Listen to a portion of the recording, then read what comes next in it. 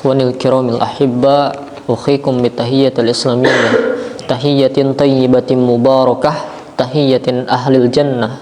Assalamualaikum warahmatullahi wabarakatuh. Bismillahirrahmanirrahim. Alhamdulillahi rabbil alamin. Alhamdulillahilladzi anzalas sakinata fi qulubil mu'minin liyazdadu imanan ma'a imanihim. Assalatu wassalamu ala nabiyyina wa rasulina Muhammadin sallallahu alaihi wasallam wa ala alihi wa ashabihi wa dhurriyyatihi wa kulli man ittaba'ahum ajma'in wa kulli man ittaba'ahum ila bi ihsanin ila yaumiddin.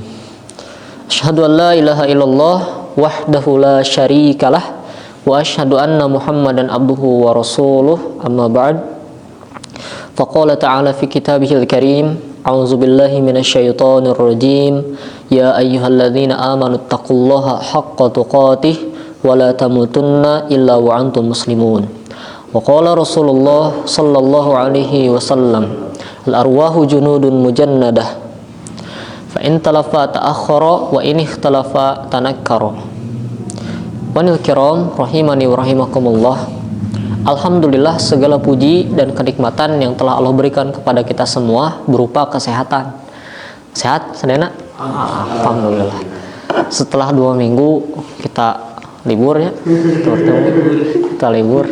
Mungkin karena ada beberapa hal yang harus dilakukan, ada keperluan lain sehingga kita sebelumnya libur dulu, karena tidak ada istilah libur ya kalau dalam ngaji gitu. Karena ngaji sampai mati itu harus ngaji ilmu, terutama menuntut ilmu agama. Jadi ngaji atau menuntut ilmu agama itu tuh harus dimanapun berada.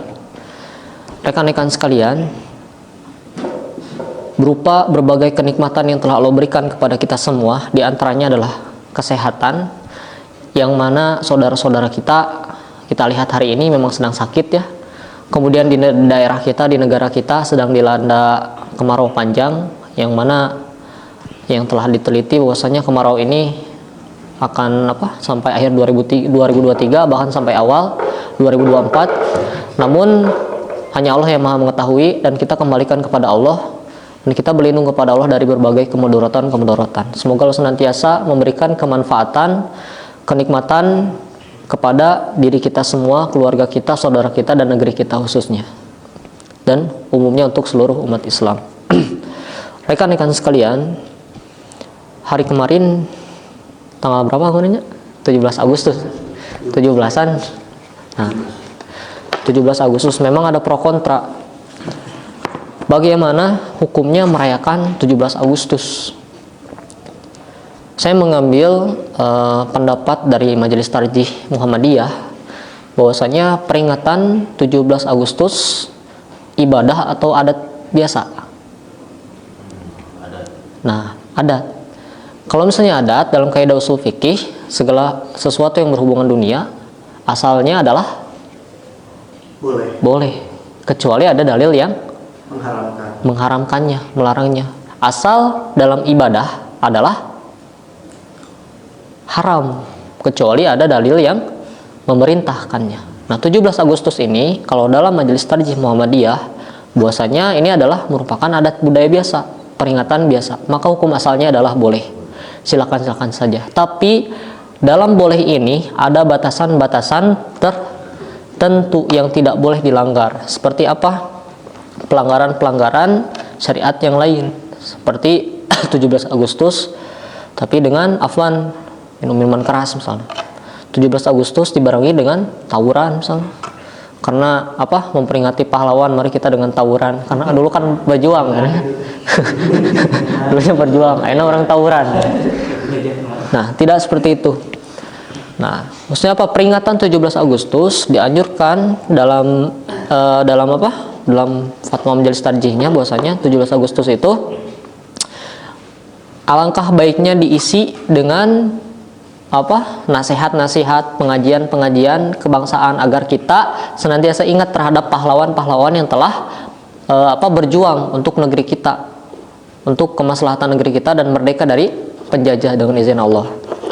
teman-teman sekalian, rekan-rekan sekalian, kita sebagai umat Islam dan kita yakin bahwasanya Islam adalah agama yang diridhoi oleh Allah Subhanahu wa taala.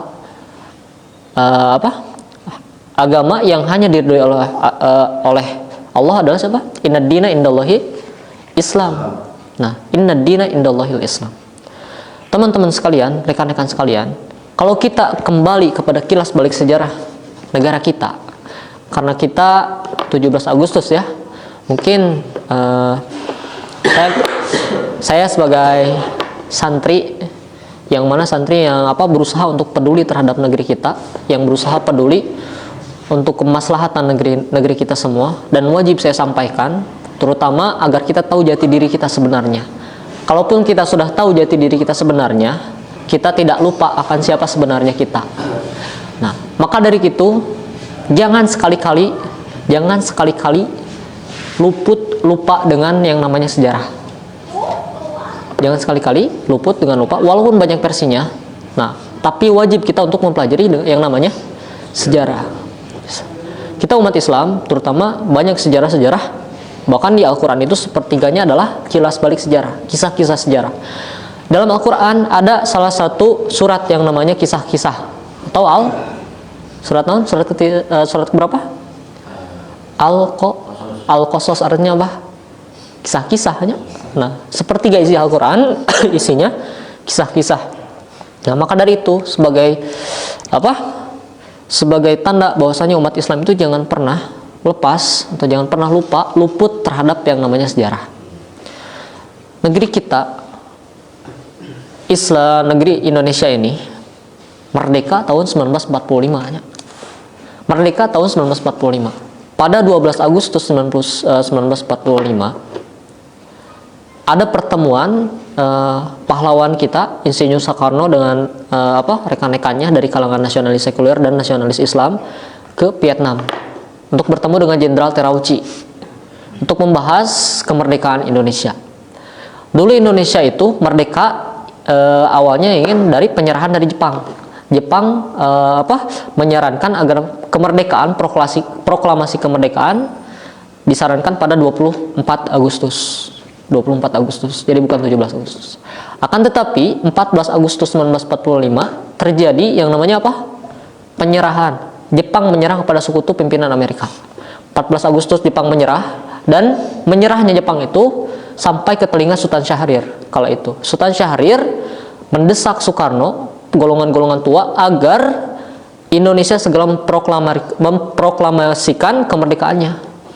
Nah, terjadi peristiwa-peristiwa gesekan antara golongan muda dengan golongan tua. Karena dan kita lihat bahwasanya golongan muda dan golongan tua memiliki sikap-sikap dan karakter. Golongan muda, coba karakter dari kaum muda seperti kita misalnya. Contohnya apa? Gimana? Menggebu-gebu, ingin segera. Nah, lamun orang teu kieu, pasti penjajah bakal nyari strategi lain untuk menghalangi kemerdekaan. Namun diantep cek kaum tua teh. Sabar, sana cek Soekarno Soekarno dan yang lain-lain kaum tua. Sabar, tong wakak kitu. Bisi naon? Takut terjadi pertumpahan darah. Nah, takut terjadi pertumpahan darah. Terjadi gesekan antara golongan muda dan golongan tua. Akhirnya terjadi peristiwa Rengas Dengklok. Golongan tua Soekarno dan Hatta diculik oleh kaum muda.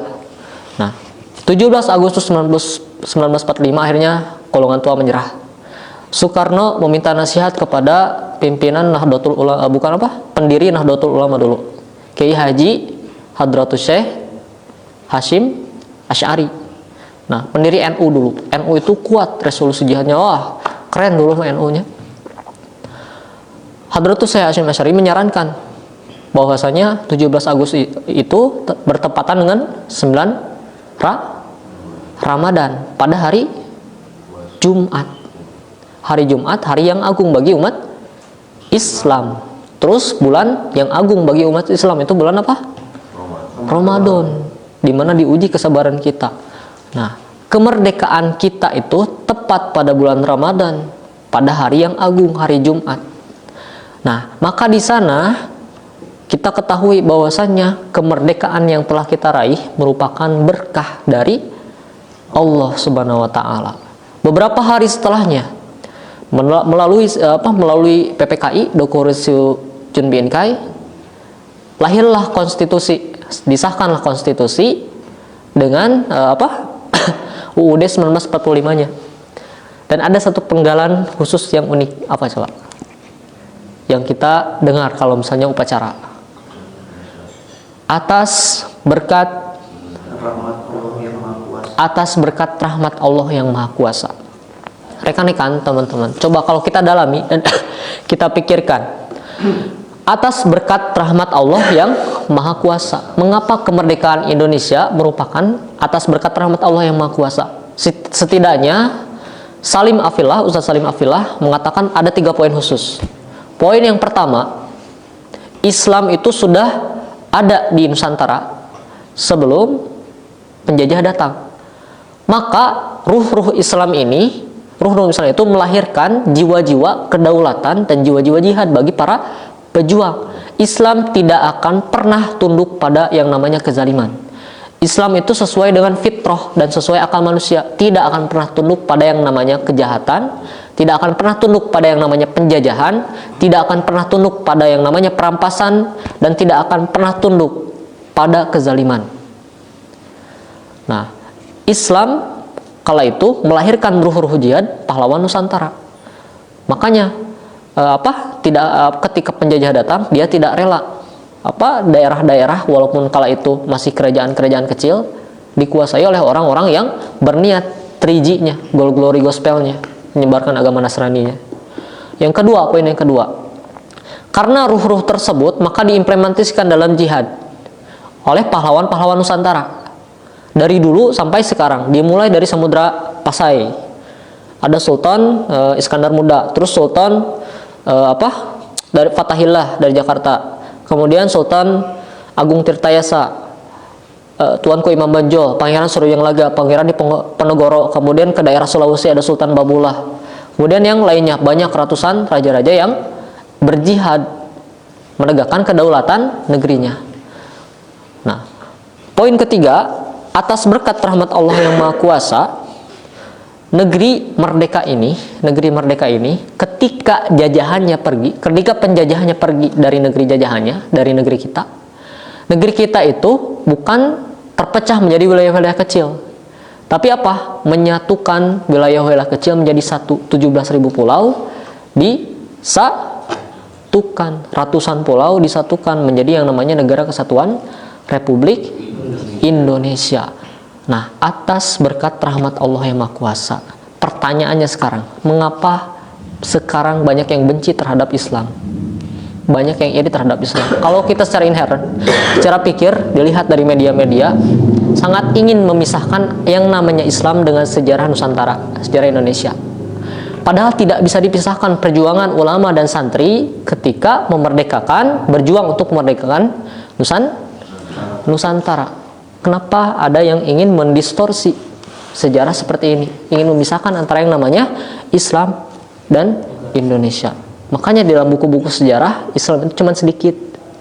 Kalau misalnya belajar sejarah-sejarahnya Hindu-Buddha yang banyak. Nah, itu menjadi PR bagi kita agar kita tahu jati diri kita sebenarnya. Maka jangan sampai kita merasa rendah di negeri kita sendiri.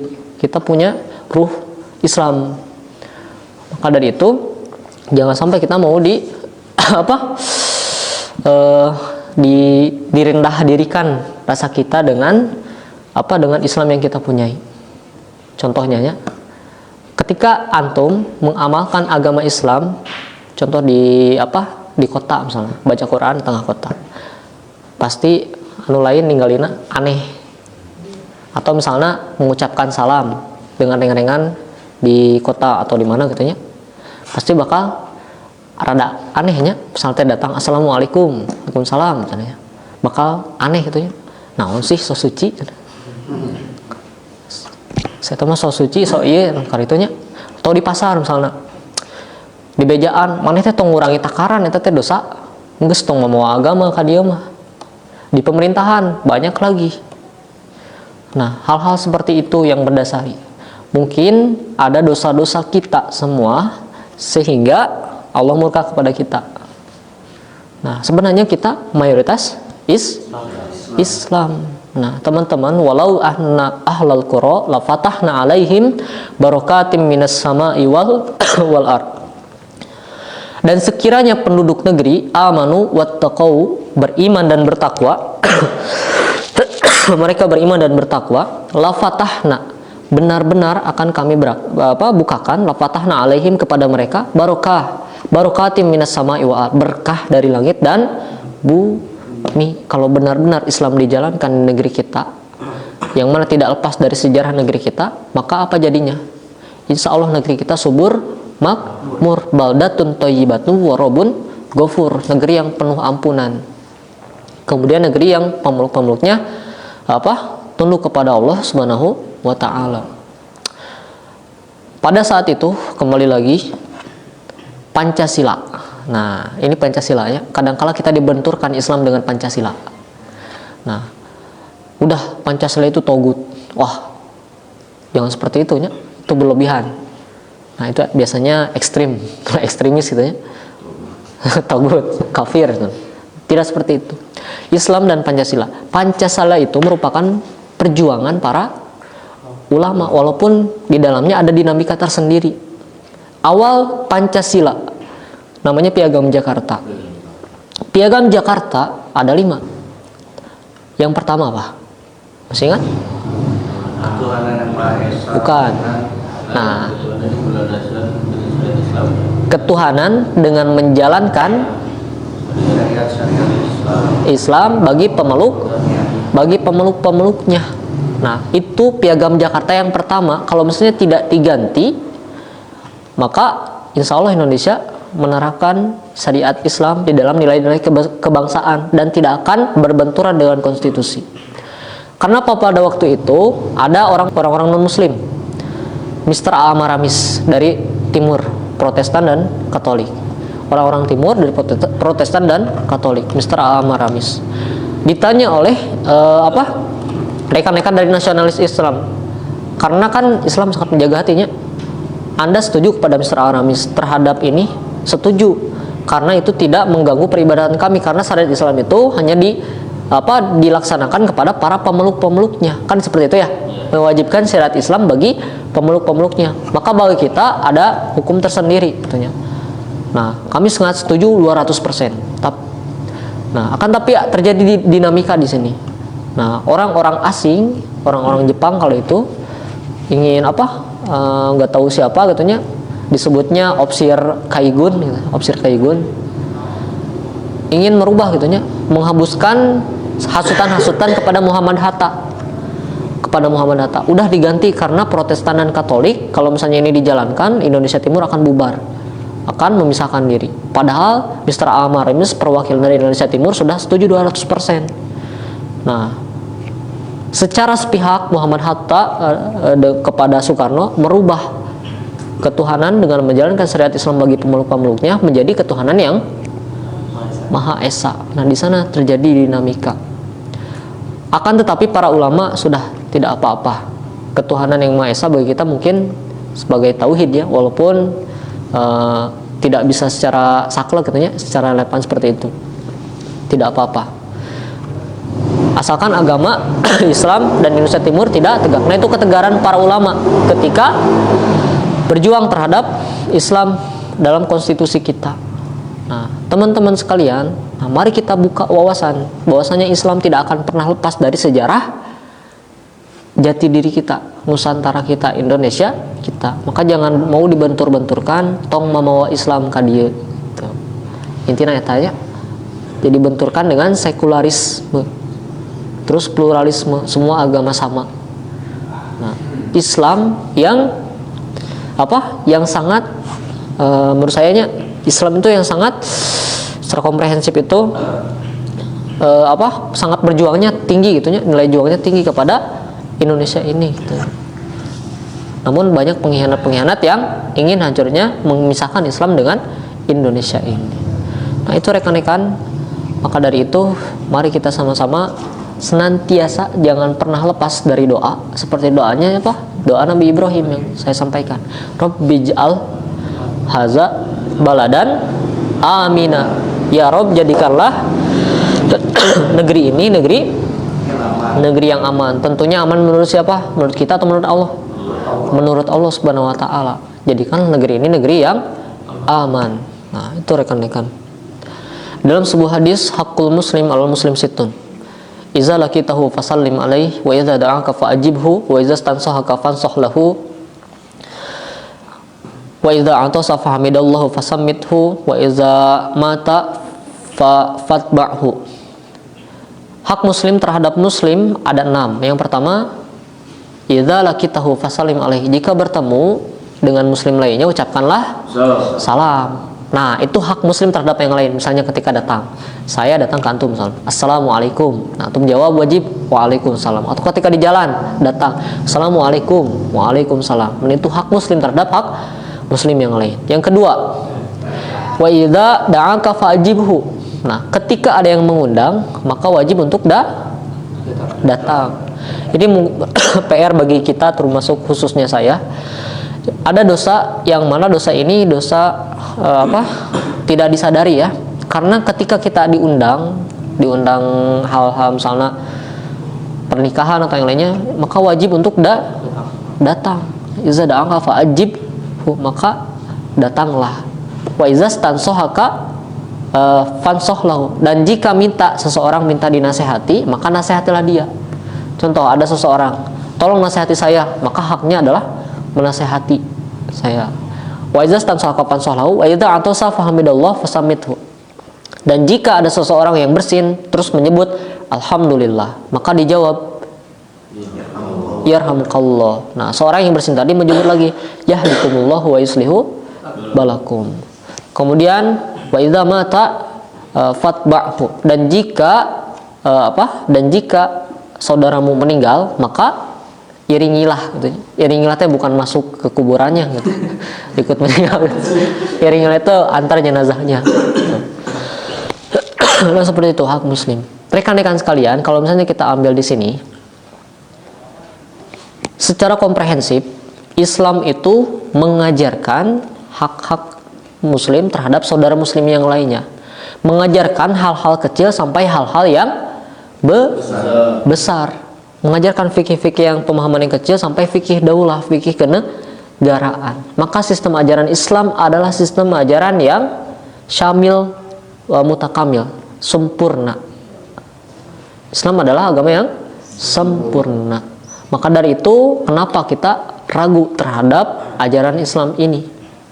Kenapa kita ragu terhadap ajaran Islam ini? Maka Islam itu secara nilai-nilainya harus diterapkan dari segala lini kehidupan kita semua.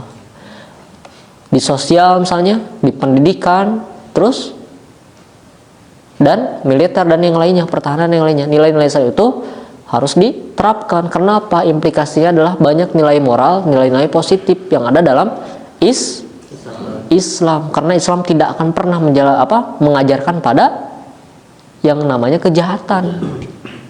Tidak akan pernah yang namanya mengajarkan kezaliman, kejahatan. Riba itu zalimnya. Apakah Islam mengajarkan riba? Membunuh itu dosa. Apakah Islam mengajarkan membunuh? Tidak kan? Nah, Islam itu secara komprehensif sempurna. Nah, nilai-nilai kehidupan. Makanya ini PR bagi kita. Kalau misalnya Kang Deo menjadi DPR misalnya.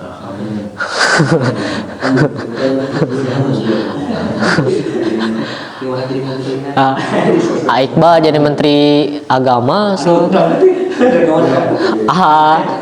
Abang misalnya jadi menteri pertahanan, terus Ari jadi misalnya presidennya, wakil presiden. Kang Gusti misalnya jadi di menteri sosial atau menteri IT misalnya. Nah, maka perhatikan ketika membuat kebijakan, apakah kebijakan itu sejalan dengan perintah Tuhan atau tidak? Sejalan dengan apa perintah Tuhan atau tidak? Nah, maka dari itu ketika kita tidak sejalan dengan perintah Tuhan, maka jangan sekali-kali untuk menandatangani kebijakan tersebut, karena implikasinya adalah orang banyak. Nah, itulah peran kita. Bahwasannya sekali lagi secara komprehensif, Islam mengajarkan hal kecil sampai hal Atau dalam artian Islam adalah din yang sempurna.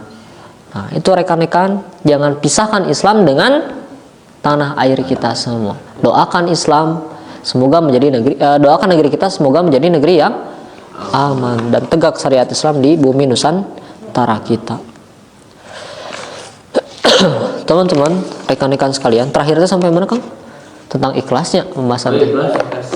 Nah, salawat serta salam tercurah limpah kepada Nabi kita, Nabi Muhammad SAW, yang mana Allah luruskan niatnya untuk Allah sabarkan beliau untuk berdakwah, mengajak kepada kita pada jalan keselamatan, yaitu jalan Islam. Ikhlas itu usaha untuk membersihkan hati dari berbagai kotoran-kotoran dan penyakit, usaha pembersihan jiwa. Karena ikhlas itu tidak hanya di awal, tapi di awal, di tengah, dan di akhir. Usaha untuk membersihkan itu ada pada kita sampai akhir hayat kita. Jadi tidak ada kata akhir untuk ikhlas. Ikhlas tidak terkait dengan banyak atau sedikitnya, tidak terkait ada yang memuji atau yang mencela, tidak terkait dengan apapun ada imbalan atau tidak. Karena ikhlas itu kita dan Allah lah yang mengetahui. Rekan-rekan sekalian, maka dari itu mari kita semua meluruskan hati kita agar senantiasa ikhlas dalam menjalankan berbagai ibadah, menjalankan berbagai amaliyah, sehingga Allah menerima amaliyah dan ibadah-ibadah yang telah kita lakukan. Kemudian mari kita juga membersihkan ibadah-ibadah agar kita diterima juga sesuai apa yang telah dicontohkan, tontonan, dalil dari Nabi Muhammad Sallallahu Alaihi Wasallam. Nah, itu terkait ikhlas, terkait amaliyah hati. Benar tidaknya, sekali lagi, seingat, benar tidaknya ibadah seseorang tergantung dengan hati, kepercayaan seseorang, keyakinan seseorang. Sekali lagi, benar tidaknya amaliyah seseorang tergantung benar tidaknya keyakinan seseorang. Kita lanjutkan terkait adab. Nah, mizanul ilm, adab.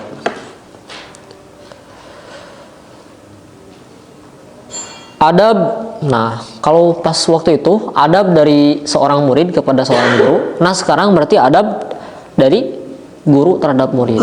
Nah rekan-rekan misalnya kalau luput, tolong nasihati saya dari kesalahan keluputan dari adab ini.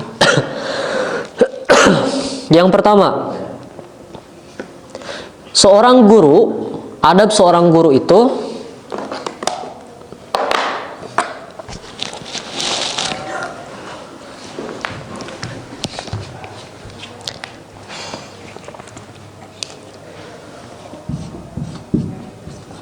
adab guru terhadap murid.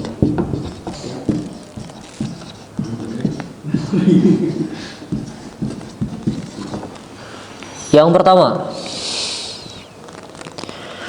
tidak berhenti menuntut ilmu.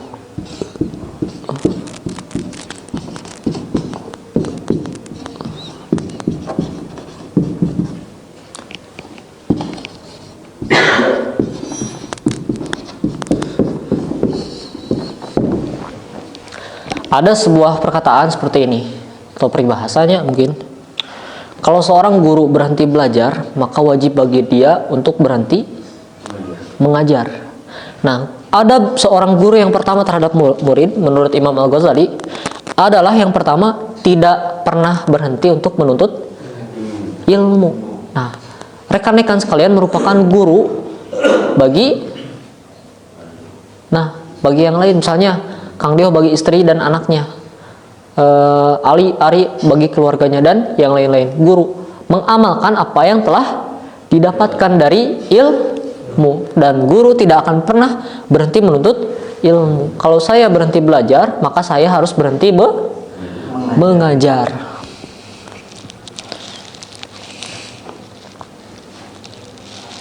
Yang kedua, bertindak dengan ilmu. bertindak dengan ilmu. Nah, yang kedua adalah mengamalkan ilmu sesuai beramal sesuai ilmu atau bertindak dengan ilmu. Jangan sampai diada-adakan, jangan sampai dikurangi-kurangi atau ditambahkan. Ditanya dalil, tidak ada dalilnya. Katanya ini menurut saya sendiri. Terus terkait ibadah-ibadah ibadah-ibadah yang penting itunya. Salat.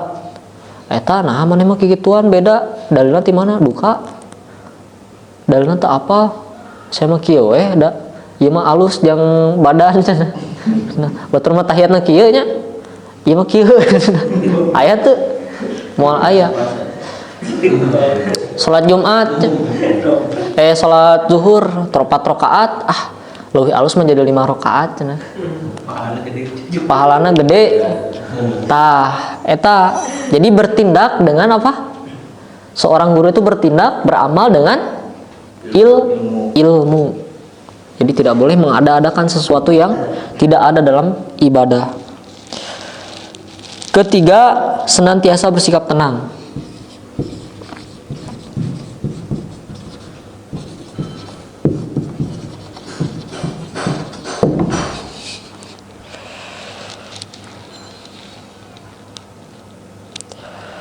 Nah, adab seorang guru terhadap murid itu senantiasa bersikap tenang. Nabi Muhammad adalah guru kita semua, sumber keteladanan, suri tauladan bagi kita semua. Beliau adalah seorang nabi yang berhasil mengeluarkan kita dari berbagai permasalahan dengan izin Allah. Jadi banyak solusi-solusi gitu ya. Kalau misalnya kita lihat permasalahan-permasalahan, kadangkala kalau saya gitu ya, lihat dari Sirah Nabawiyah bagaimana Nabi mengatasi permasalahan ini, misalnya permasalahan-permasalahan dengan rumah tangga, permasalahan-permasalahan dengan yang lainnya. Nah, lihat dari sejarah Nabi. Oh, Nabi kayak gini menyikapinya gitu ya. Cara jalan Nabinya gimana? Cara Nabi agar sehat gimana gitu ya. Di Arab contohnya. Di Arab itu kebiasaannya itu makan daging kambing. Tapi aya nu kolesterol tuh baheula jag-jagnya. Nabi Muhammad itu kesukaannya daging kambing. Tapi nah ayeuna jeung Indonesia daging kambing sarua tapi jol kolesterol katanya. Nah, maka dari itu kita lihat Nabi Muhammad SAW. Nah, jadi dia senantiasa melakukan olahraga juga. Olahraga dari bahkan digambarkan Nabi Muhammad itu perutnya seperti batu yang bersusun. Nah, ini tamparan bagi kita semua. Six pack.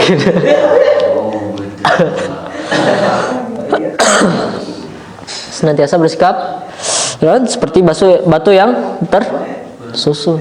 Kesehariannya Nabi Muhammad kan, kalau misalnya kendaraan, kalau zaman Nabi Muhammad apa? Jalan atau unta atau kuda. Ketika kita naik kuda gitunya, kita itu enggak seperti naik motor, diam saja. Seluruh badan terutama ini tulang belakang kan harus tegak, terus badan ini kerasa gitu. Maka dari itu si badan-badan itu terlatih juga sendirinya dengan sendiri ketika naik kuda. Jadi ketika kita naik kuda kadang kala kita yang capek gitu ya. Bukan kudanya yang capek gitu. Jadi kitanya yang capek. Nah, seperti itulah mungkin Rasulullah sehat itu terus menganjurkan berkuda, memanah dan berenang itu ada fadilah di dalamnya. Nah, itu rekan-rekan. Nah, senantiasa bersikap tenang. Seorang guru kepada murid itu harus senantiasa bersikap tenang. Contohnya Nabi Muhammad SAW dalam mengentaskan berbagai permasalahan, mengambil sikap. Kalau kita lihat di Sirah Nabawiyah. Yang keempat, tidak takabur dalam memerintah seseorang. Tidak sombong.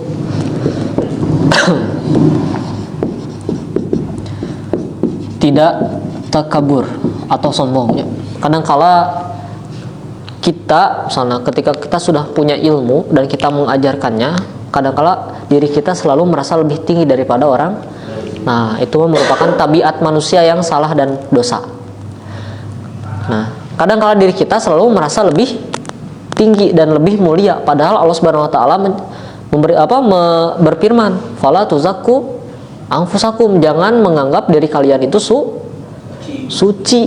Nah, kita tidak dimaksud oleh Allah Subhanahu wa taala. Kita saya sendiri sebagai seorang pendosa misalnya. Karena memang seperti itu adanya. Nah, jangan sampai saya sendiri merasa lebih tinggi dari rekan-rekan. Tidak seperti itu. Kita sama di hadapan Allah Subhanahu wa taala. Nah, seorang guru terhadap murid tidak takabur. Kemudian tidak semena-mena dalam memerintahkan. Nah, karena guru kepada murid itu adalah sumber keteladanan. Nah, kalau misalnya ingin memerintah, punten pangnyenakeun, punten tong sampai menggunakan curug gitu ya. Mana panggilkeun ka dieu. Nah, itu. Nah, ini adab guru terhadapmu. Nah, ini PR bagi saya sendiri khususnya. Kelima, bersikap lemah lembut terhadap murid. Lemah lembut.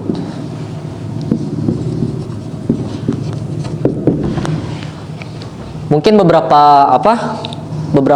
karakter dari murid itu ketika menuntut ilmu, contohnya ada gurunya yang bersikap keras ya, terhadap muridnya, ada yang bersikap lemah lembut. Beberapa karakter mungkin dapat menerima ilmu dengan seperti itu, harus dikerasan heula. Ada juga yang lemah lembut. Tapi dominan seorang guru terhadap murid itu harusnya bersikap lemah lembut. Lemah lembutkanlah hati kalian, karena itu merupakan dari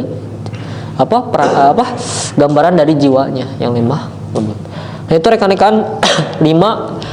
Sebenarnya ada 11. Insya Allah dilanjutkan pekan depan terkait adab guru terhadap murid. Nah, mungkin itu saja yang dapat saya sampaikan. Sebelumnya, apakah ada yang mau ditanyakan? Kalau misalnya saya dapat menjawab, insya Allah dijawab. Kalau tidak, maka saya belum tahu dan PR bagi saya untuk belajar lagi. Ada pertanyaan? Kosong? Anu genep 5. Oh, hakul muslim al muslim sittun. Idza laqitahu fasallim alaih. Jika bertemu ucapkanlah salam. Wa idza da'aka fa'ajibhu. Jika diundang wajib datang. Wa idza stansahaka fansah lahu. Dan jika minta dinasihati, terus idza atasa fahamidallahu. Iza atasa fa'amidallahu fasammithu. Jika bersin, ucapkanlah jazakallahu khair.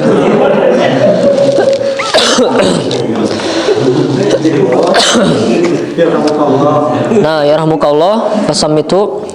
Wa idza maridu fa'udhu. Dan jika sakit, dijenguk. Wa idza maridu fa'udhu. Jika sakit maka dijenguk. Wa idza mata fatba'hu. Dan jika meninggal maka iringilah. Diiringilah. Ya, 6 hak muslim terhadap muslim yang lainnya. Ada lagi? Teman? Nah, cukup. Mungkin itu saja yang dapat saya sampaikan, teman-teman. Mohon maaf bila ada kesalahan. Bosan. Ya. Ada satu pertanyaan. Kalau misalnya gurunya kan tidak menerapkan hal itu. Ada yang ini yang namanya juga manusia ya, Pak Ustaz. Nah, bagaimana cara murid ngasih tahunya, Pak Ustaz? Nah. Apakah sopan gitu kalau saya misalnya contoh misalnya ada guru yang tidak lemah lembut, dia kasar gitu sama gurunya, sama muridnya. Sama muridnya. Nah, bagaimana seorang murid itu tuh memperingatkan gurunya, apakah boleh secara langsung atau perantara? Yang pertama, kita husnuzon dulu. Jadi jangan sampai nasihati langsung. Tentunya mungkin ada tujuan khusus seorang guru itu keras terhadap muridnya. Antum cari tahu dulu tabayun. Kenapa? Pertama dengan rumusan masalah dengan kenapa guru itu bisa keras terhadap murid. Oh mungkin muridnya dikasih tahu lemah lembut teh hese, kudu dikerasan heula, dikerasan wae gitunya. Contoh Muhammad Al-Fatih. Muhammad Al-Fatih ketika kecil gitunya di lembutan teh hese, seorang sultan penakluk Konstantinopel kan belajar ke Syekh Aksamsuddin. Nah, Syekh Aksamsuddin meminta izin kepada sultan kala itu, bapaknya Sultan Muhammad Al-Fatih. Nah, Sultan apa? Lupa lagi saya, Sultan Mehmed gitu ya. Sultan Mehmed I. Izinkan saya untuk ini teh bukan nyamuk. Memberi peringatan, memberi peringatan dengan cepret katanya sama rotan. Saya Aksamsuddin kepada Muhammad Al-Fatih. Ngarah naon, ngarah ngarti cenah itu teh. Si rotan itu. Nah, itu kan tindakan keras terhadap seorang guru, kasih sayang terhadap muridnya. Nah, yang pertama kita tabayyun dulu, cari tahu penjelasan dulu. Mungkin karakternya seperti itu, atau mungkin agar sebagai pendidikan bagi kita semua. Jadi jangan ujug-ujug menasihati langsung gitu. Nah, menjaga perasaan gurunya. Yang kedua, kalau misalnya terlihat pengingkaran keras itu terhadap syariat gitunya, sampai anjing gitunya, hulkar itu katanya. Tah, nasihatinya bukan secara langsung, tapi apa? Perantara. Bukan perantara juga.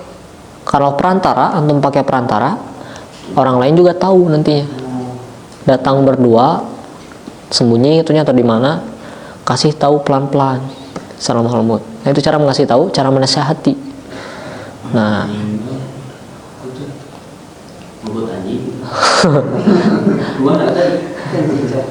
nah, kalau misalnya ya bahasa kasar gitu. Nah, kasih tahu secara pelan-pelan. Jadi nasihatinya secara lembut. Ustaz, afwan, mungkin beberapa tadi ana belum tahu kenapa gitu ya. Oh Ustaz, oh iya, mungkin saya tadi kelepasan gitu ya, mungkin saya emosi. Kan kalau misalnya berdua kan enaknya saling menasihati. Nah, kayak gitu. Kalau misalnya pelanggaran syariatnya, gurunya mengajarkan sesuatu yang salah, misalnya semua agama benar, tidak boleh menyatukan agama dengan negara. Nah, itu harus secara langsung. Ustadz, afwan, kenapa gitu? Kenapa dulu? Kenapa Ustadz seperti itu? Tanya heula langsung. Dijelaskan. Karena itu tidak ada dalilnya seperti itu katanya. Nah, itu berarti salah Ustadznya. Harus diingatkan. Oh, cuk Ustadz. Oh iya, dalilnya benar. Mungkin saya salah. Nah, seperti itu. Nah, itu yang pertama diawali dengan tabayun, cari tahu dulu kenapa ini keras. Kenapa seorang guru itu keras terhadap muridnya. Nah, seperti itu. Kemudian baru nasihati. Kalau misalnya ada yang lainnya. Ada lagi? Berarti tadi itu kalau misalnya yang diperingatkan secara langsung itu ketika pelanggaran syariat yang memang terang-terangan. Secara terang-terangan pelanggaran syariat, zina jadi wajib gitu nya, cemburu teh. Tong keras, tanyakeun heula. Ustaz, dalilna ti mana? Tanyakeun heula. Nah, itu. Zina jadi wajib atau khomer, jig maneh nginum barang-barang wajib gitu. Jadi pelanggaran syariat secara terang-terangan dijelaskan kepada yang khawatirnya orang yang awam orang awam membenarkan gitu, orang yang benar dah Ustaz lagi ngomong gitu sana. Jadi harus benar-benar di ini kalau secara terang-terangan pelanggarannya seperti itu. Tapi kalau yang lainnya kan saya nggak pernah menemukan kayak gitu banyak. Jinah jadi wajib.